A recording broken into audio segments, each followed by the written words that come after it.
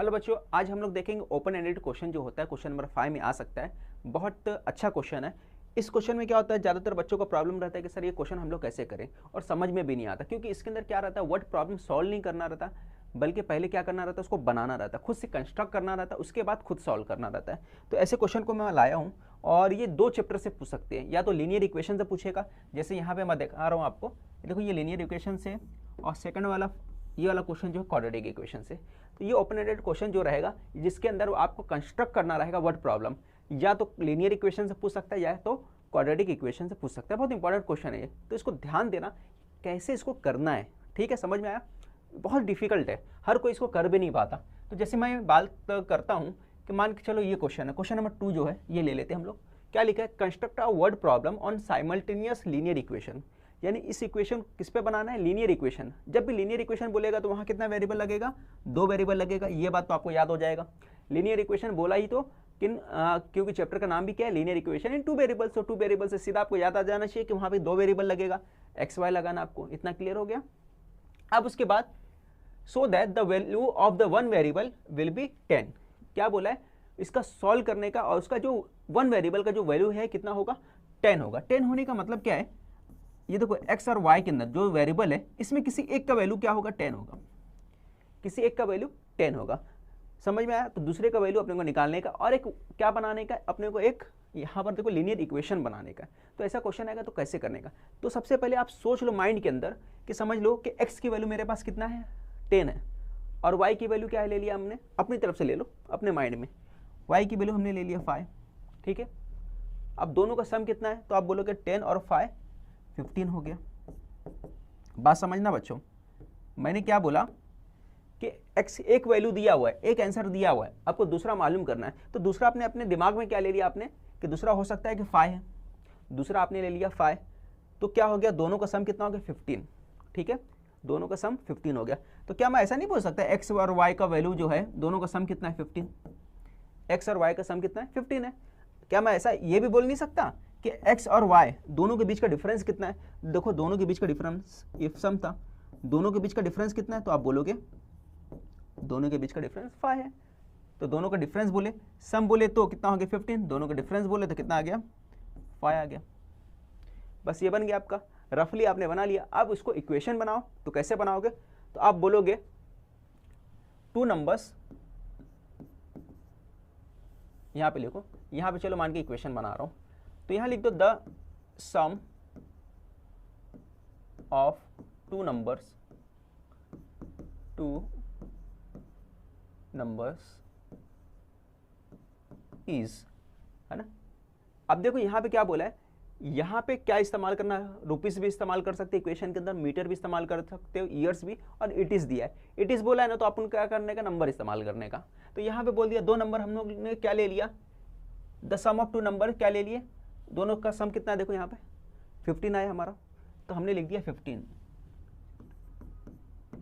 And difference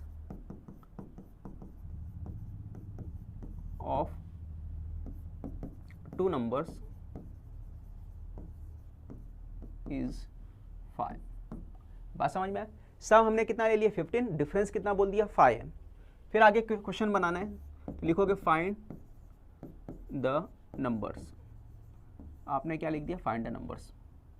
हो गया, equation बन के तैयार हो गया। यही बनाना था वर्ड प्रॉब्लम, ये हो गया। अब उसके बाद क्या, वर्ड प्रॉब्लम बन गया, इस पे क्या मिलेगा आपको, 1 मार्क्स यहाँ मिलेगा। अब इसके बाद आपको सॉल्व करना है, तो सॉल्व करोगे तो लिखोगे, अब जो आपने रफ पार्ट लिखा है, पेंसिल इसको रफ लिख लेने का एक साइड पे। अब जो रफ पार्ट लिखा है इसको डायरेक्ट लिखोगे, बाय गिवन इंफॉर्मेशन, है ना, बाय गिवन इंफॉर्मेशन या बाय गिवन कंडीशन लिखोगे। ठीक है, तो क्या आ जाएगा, x प्लस, यहाँ पे लिख सकते हो आप, ये पहला वाला इक्वेशन लिख दो, x plus y equal to 15, and यहाँ लिखोगे by second condition, by second condition x minus y equal to 5। ये समझ में आ गया आपको कैसे करना था। x माइनस प्लस, यहाँ पे फर्स्ट कंडीशन लिख सकते हो, बाय गिवन इन्फॉर्मेशन की जगह यहाँ पे आप चाहो तो लिख दो बाय फर्स्ट कंडीशन। चलो फर्स्ट कंडीशन लिख दिया हमने, बाय सेकंड कंडीशन। अब दो इक्वेशन बन गया, इसको नंबर 1 दे दिया आपने और इसको नंबर 2 दे दिया। अब इसके बाद दोनों को क्या करोगे, आप सॉल्व कर लो। ये +1 नंबर हो गया, ये 2 हो गया। अब क्या करो, देखो अभी सॉल्व करना है, यहाँ पे y प्लस में ये माइनस में, तो क्या करो एडिंग कर दो, दोनों इक्वेशन को ऐड कर दो। ये पूरा समझ में आया ना कैसे समझाया मैंने क्या बोला है, फिर से मैं बोल रहा हूँ। आपको एक सॉल्यूशन दिया है 10 करके, एक सॉल्यूशन दे दिया है, तो इसको हमने अपने माइंड में कंसीडर कर लिया, x की वैल्यू 10 है, तो y को हमने अपने माइंड में रख लिया कि y कितना लेना चाहिए, 5 ले लेना चाहिए, और दोनों का सम कितना हो सकता है 15। अगर मैं इसको x की वैल्यू 10 हो गया और y की वैल्यू हमने माइंड में रख लिया 5, तो दोनों का सम कितना होता है 15, तो हमने बोल दिया x प्लस y कितना हो गया 15।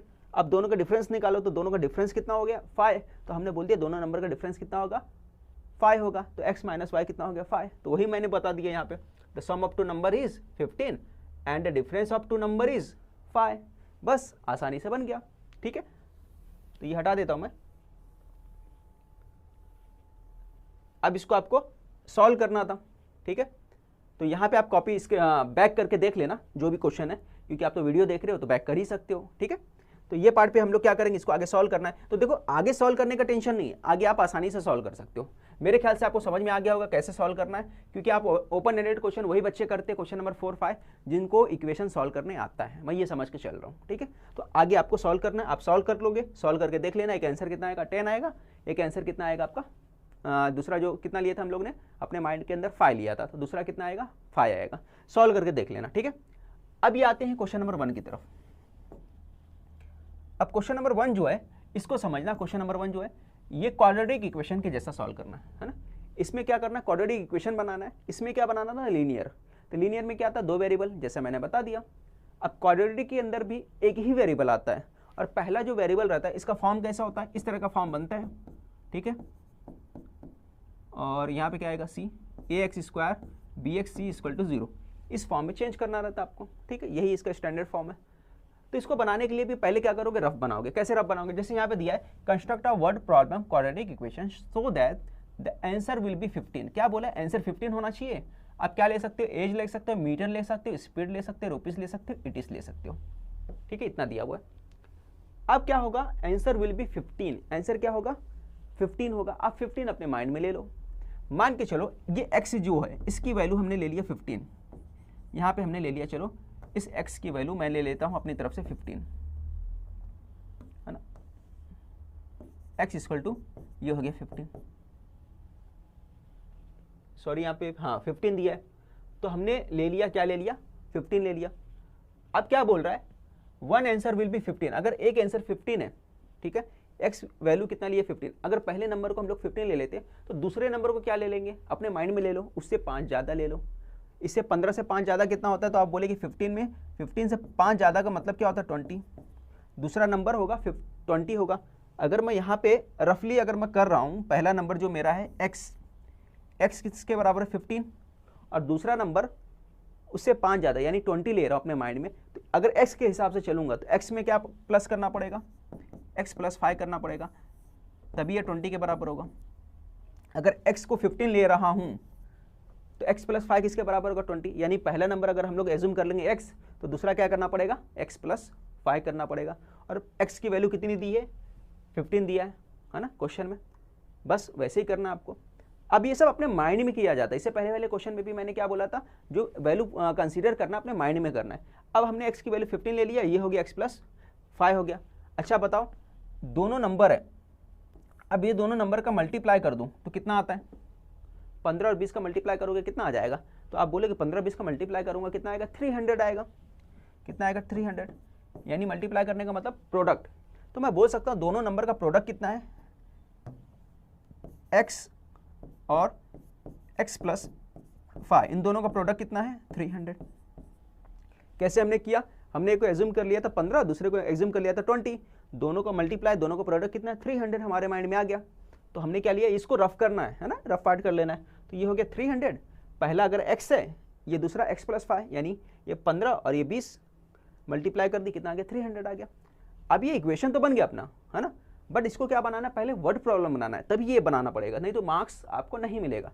तो वर्ड प्रॉब्लम कैसे बनाओगे, है ना, यहाँ पे लिखोगे, क्या लिखोगे, देखो एक सेंटेंस बनाओगे, लिखोगे यहाँ पे जैसे लिखे the sum of two number is 15, तो यहाँ पे लिखोगे smaller number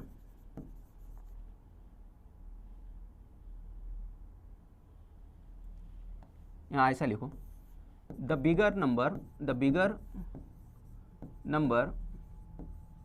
is, bigger number कौन सा है, ये है ना 20 है, तो बिगर नंबर जो स्मॉलर नंबर से कितना ज़्यादा हम लोग लिए, देखो ये बिगर नंबर ये था 20, तो इससे स्मॉलर नंबर x था, तो इससे कितना ज़्यादा लिए 5 ज़्यादा लिए, तो क्या लिखोगे, the bigger number is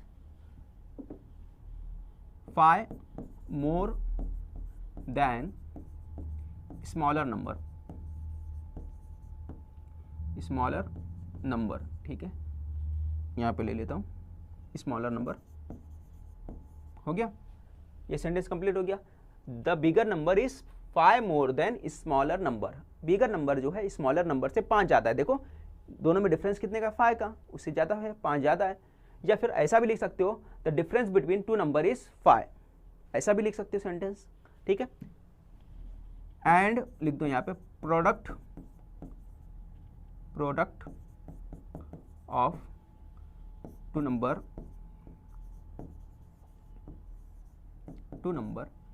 is 300, और दोनों नंबर का प्रोडक्ट कितना है 300, तो ये बन गया, तो इतना हो गया। अब लिखो फाइंड, यहाँ पे लिखता हूँ फाइंड द नंबर्स, यहाँ पे लिख दिया फाइंड द नंबर्स, इतना हो गया। अब सॉल्व करना है तो डायरेक्ट लिख दो बाय गिवन इंफॉर्मेशन, आपने लिख दिया बाय गिवन इंफॉर्मेशन, तो क्या था x प्लस 5 300, इक्वेशन बन गया। अब इसके बाद क्या करना, सॉल्व करना पूरा का पूरा, ठीक है, मैं यहीं तक बता रहा हूँ, इक्वेशन बनाना बता रहा हूँ, आपको सॉल्व करने आता ही होगा, कैसे सॉल्व करना मालूम ही होगा आपको, है ना। x का मल्टीप्लाई x के साथ होगा, x स्क्वायर हो जाएगा, ये हो गया 5x और ये हो गया 300। अब 300 को इस तरफ शिफ्ट करोगे तो क्या हो जाएगा, क्वाड्रेटिक इक्वेशन बनेगा। कैसे बनेगा, देखो यहाँ पे इस तरह से हो जाएगा आपका 5x 300, ठीक है, ये क्वाड्रेटिक इक्वेशन बन जाएगा। अब इसको क्या करो, फैक्टराइजेशन मेथड से आपको सॉल्व करना रहेगा, वो आप कर लेना, ठीक है, समझ में आया। तो कैसे बनाना रहेगा इक्वेशन, है ना, उसको वर्ड प्रॉब्लम में कैसे चेंज करना रहेगा और सॉल्व कैसे करना है, ये आपको मैं बता दिया हूँ, ये आपको समझ में आ गया होगा मुझे उम्मीद है, ठीक है। तो चलो देखते हैं, ये पूरा आप स्क्रीनशॉट लेना है तो ले लो। और यहाँ पे देखो एक चीज़ और मैं बता दूँ, the bigger number is 5 more than smaller number, ऐसा भी लिख सकते हो, या फिर आप चाहो तो क्या सेंटेंस बना सकते हो, मैंने जैसे बताया, the difference between 2 number is 5, ऐसा भी बोल सकते हो, है ना, क्योंकि दोनों के बीच का डिफरेंस कितना है 5, क्या देखो ना 15 और 20 के बीच का डिफरेंस कितना है 5, दिख रहा है यहाँ पे, है ना, तो ऐसा भी सेंटेंस बना सकते हो। और सेकंड सेंटेंस वैसे बनाना है, प्रोडक्ट ऑफ, देखो याद रखना है, जब भी आप क्वाड्रेटिक इक्वेशन बनाओगे तो प्रोडक्ट का इस्तेमाल जरूर करना है, तभी देखो मल्टीप्लाई होकर क्या होगा, स्क्वायर बनेगा, ठीक है, प्रोडक्ट का इस्तेमाल जरूर करना है ताकि मल्टीप्लाई बन के क्या हो जाए, स्क्वायर हो जाए, ठीक है। चलो यहाँ पे ख़त्म करते हैं हम लोग, स्क्रीनशॉट आप ले लो, और जैसा बच्चों को मालूम है ना, तो तैयारी अच्छे से करो, और उम्मीद है कि कल का एग्ज़ाम आपका अच्छा जाएगा।